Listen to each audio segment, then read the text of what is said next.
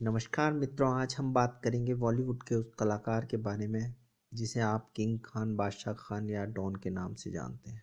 जी हाँ, आज हम बात करेंगे शाहरुख खान के बारे में। शाहरुख खान के बारे में बताने से पहले मैं आपको बॉलीवुड की एक बैकग्राउंड के बारे में बताना चाहूँगा।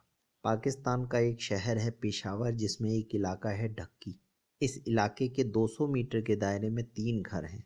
इनका बॉलीवुड से गहरा संबंध है। ये 3 घर संबंध रखते हैं बॉलीवुड के कपूर, कुमार और खान परिवारों को।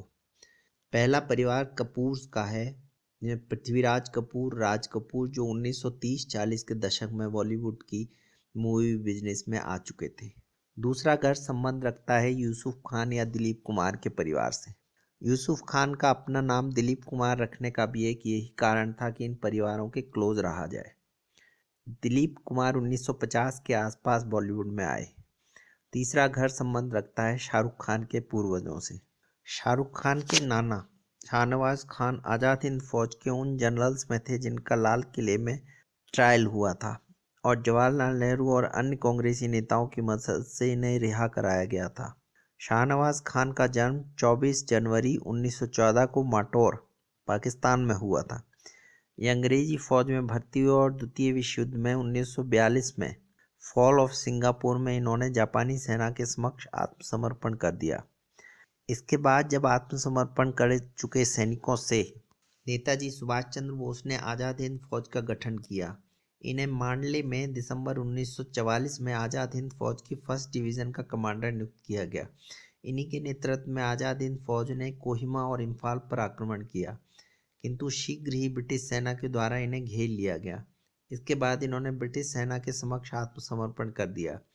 इस घटनाक्रम का विवरण डॉक्टर हरकिरत सिंह की पुस्तक आईएनए ट्रायल एंड द राज में देखा जा सकता है। इस पुस्तक में उल्लेख है कि ब्रिटिश सेना के द्वारा घेरे जाने पर इन्होंने अपने अधिकारियों के साथ बैठक की। उस बैठक में इन्होंने अपने साथियों के समक्ष 3 विकल्प रखे।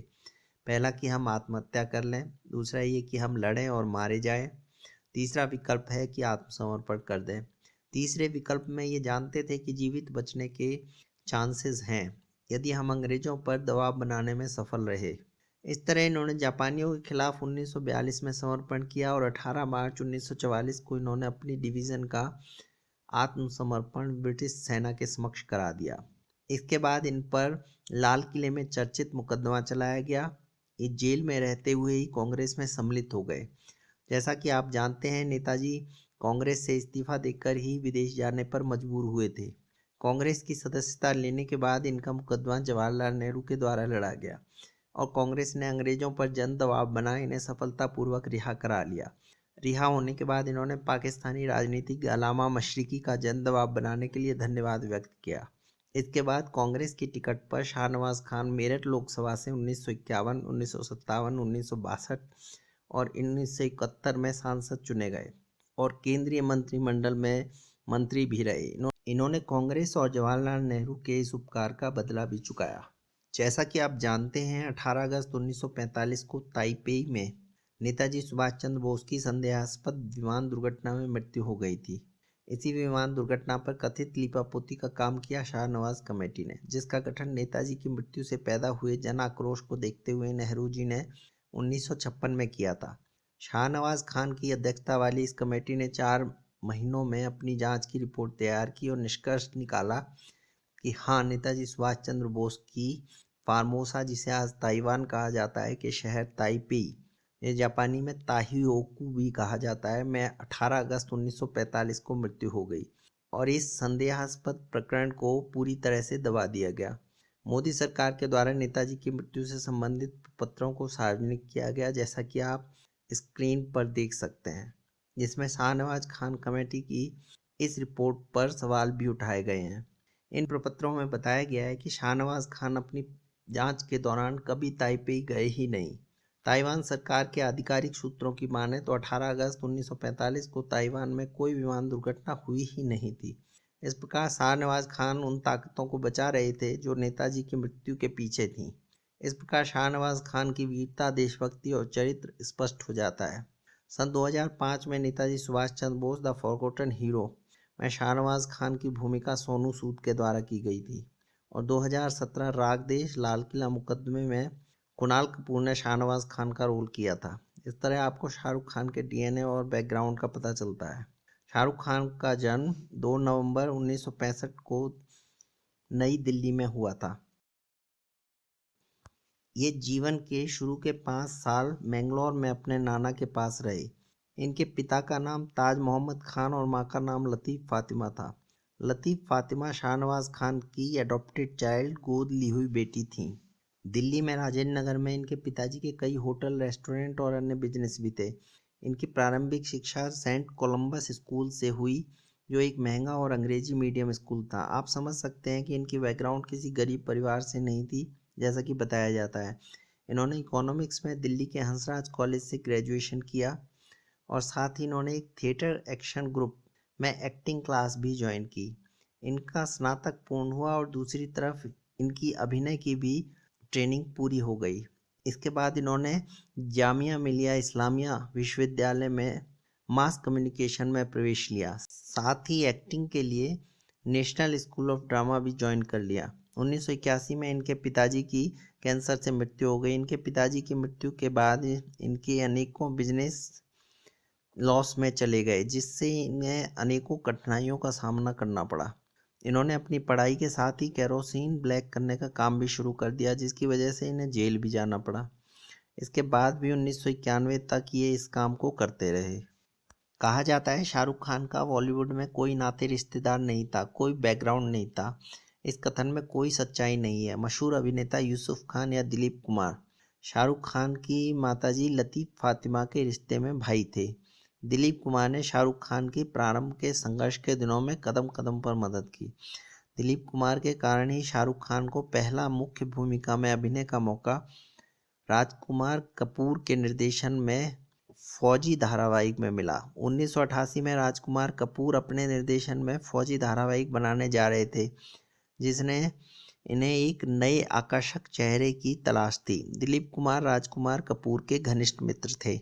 दिलीप कुमार ने राजकुमार कपूर को शाहरुख खान का परिचय कराया। इस प्रकार शाहरुख खान को अपना पहला मुख्य भूमिका में धारावाहिक मिला, जिसमें उनके काम की बहुत तारीफ भी की गई। इसके बाद शाहरुख खान को दिल दरिया, उम्मीद, महान कर्ज, वागले की दुनिया में सपोर्टिंग रोल में काम करने का अवसर मिला। 1989-90 में मुख्य भूमिका में एक और चर्चित धारावाहिक सर्कस में काम करने का अवसर मिला। शाहरुख खान को वॉइस ओवर में एक टीवी फिल्म करने का भी अवसर मिला।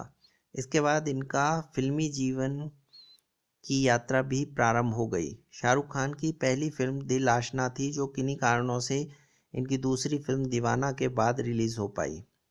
दीवाना में ऋषि कपूर और दिव्या भारती मुख्य भूमिका में थे और ये सहनायक की भूमिका में थे, लेकिन दिलीप कुमार आदि के प्रभाव के चलते इनकी सह भूमिका को प्रभावशाली बना दिया गया। इसके बाद इन्हें प्रमुख भूमिका में चमत्कार फिल्म मिली, जिसमें इनकी भूमिका को सराहा गया।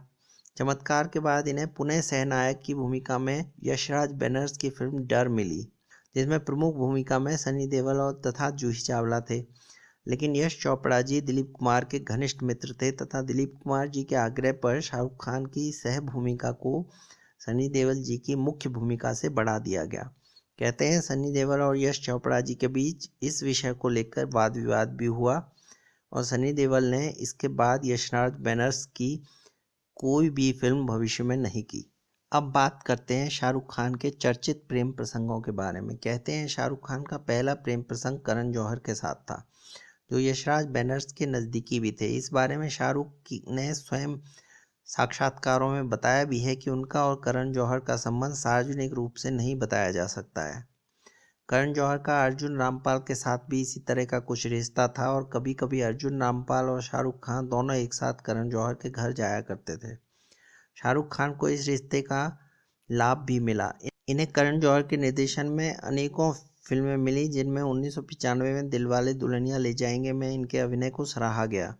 इसके बाद करण जौहर के निर्देशन में परदेश, दिल तो पागल है, दिल से कुछ कुछ होता है, कभी खुशी कभी गम, कभी अलविदा ना कहना, बादशाह, माय नेम इज़ खान में ये मुख्य भूमिका में थे।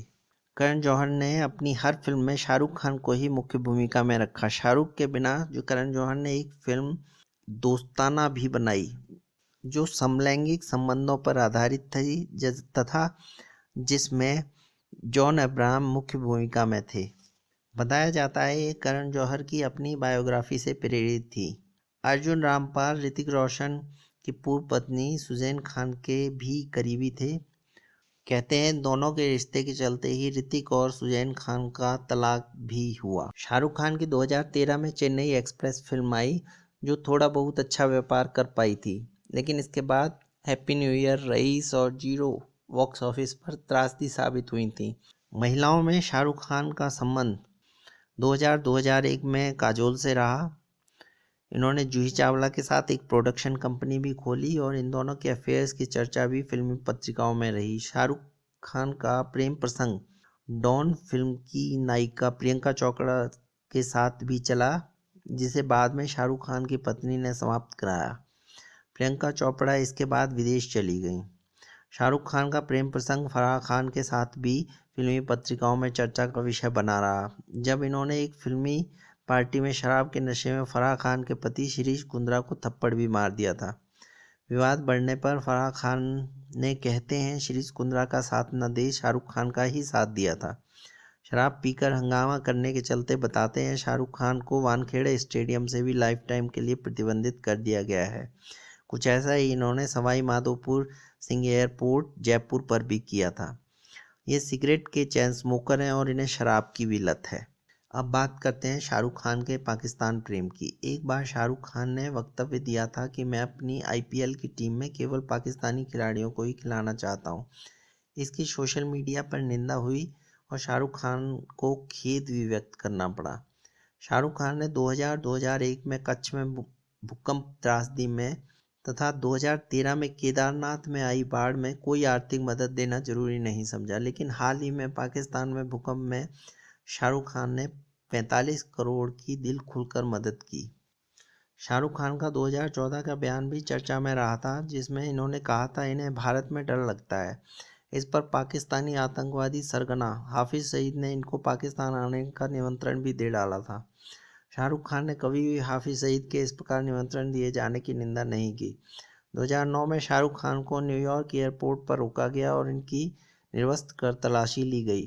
इनसे FBI और न्यूयॉर्क पुलिस ने सघन पूछताछ भी की थी, जबकि उसी विमान से गए नीता अंबानी और अन्य प्रतिनिधिमंडल के सदस्यों को बिना रोके जाने भी दिया गया था। शाहरुख खान की इस नंगा कर ली गई तलाशी के बारे में राजनीतिक सुब्रमण्यम स्वामी का एक साक्षात्कार चर्चित रहा था, जिसमें वो बताते हैं कि अमेरिकी रक्षा मंत्रालय का फोर्ट बीट नाम की एक जगह पर कार्यालय है, जिसमें हर चर्चित व्यक्ति का उसके द्वारा की गई फ़ोन कॉल्स के आधार पर डेटा संकलित रहता है। शाहरुख खान का दाऊद या अंडरवर्ल्ड से कोई वार्तालाप उस कंप्यूटर की चिप में रहा होगा, जिसके कारण शाहरुख की इस प्रकार तलाशी ली गई। मुंबई के चर्चित रवि पुजारी का बयान भी चर्चा में रहा था, जिसमें वो बताते हैं मैंने शाहरुख को चेतावनी दी कि वे दाऊद आदि से संबंध न रखें, अन्यथा वे परिणाम भुगतने के लिए तैयार रहें। आप स्क्रीन पर शाहरुख खान की टोनी असाई और करण जौहर की अनिल मुशर्रफ के साथ फोटो भी देख सकते हैं। आप गौरी खान की भी तस्वीर टोनी असाई के साथ देख सकते हैं। Tony acai Kashmiri separatist group से संबंध रखने वाले आर्थर असाई के भाई हैं। इसी प्रकार एक बार भारत की सुरक्षा एजेंसियों ने अनिल मुशर्रफ को डॉक्टर मनमोहन सिंह, जो भारत के तत्कालीन प्रधानमंत्री थे, के साथ सेल्फी लेने से रोक दिया था। इसका कारण अनिल मुशर्रफ का ISI के साथ नज़दीकियां होना बताया जाता है। इसी प्रकार शाहरुख खान राजेश वाधवा के साथ भी पार्टियों में देखे गए हैं, जिसकी फ़ोटो सोशल मीडिया पर भी उपलब्ध है। राकेश वाधवा HDIL लेट राजेश वाधवान की फर्म के साथ संबंधित हैं, जिसके कपिल एक sour face of the company है।